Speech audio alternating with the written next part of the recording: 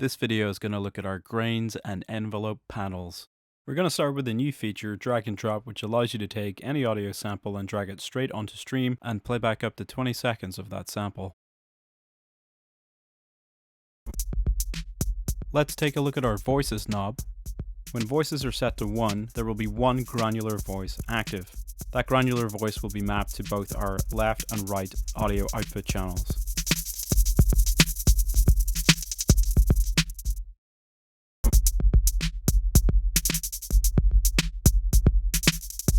When we create two grains, the first grain is assigned to the left audio output and the second grain is assigned to the right audio output. The grain size knob allows us to change the grain size of all of our active grains between the range of 20 milliseconds through to 1000 milliseconds.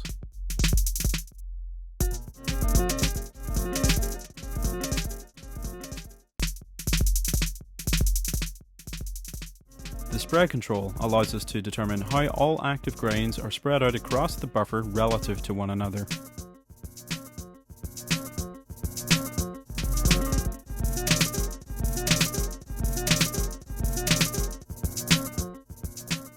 For example, with two active grains and a spread value of 1, each grain would be set apart from one another by a full cycle relative to their grain size.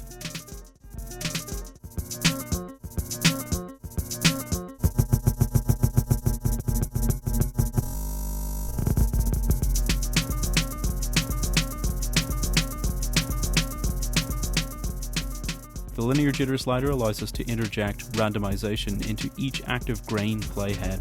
Depending on the audio content in the buffer, this can result in some dense, granular textures with a wider stereo field.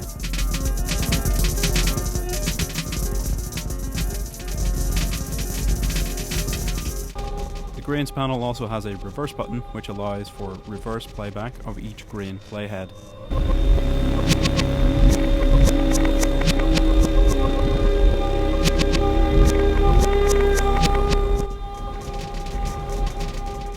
As density increases with the addition of granular voices, we can temper that effect with the application of two of our cueable envelopes, Gaussian and noise. The grain window becomes narrower as our Q factor is increased, creating more space in our granular texture.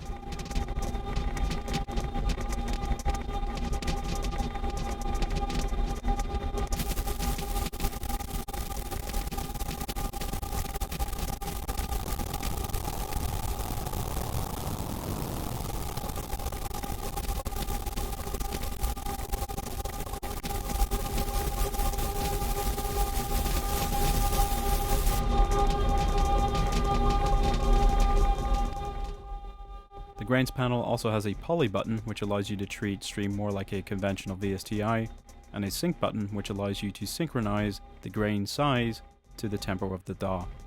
Both of these modes will be covered in separate videos.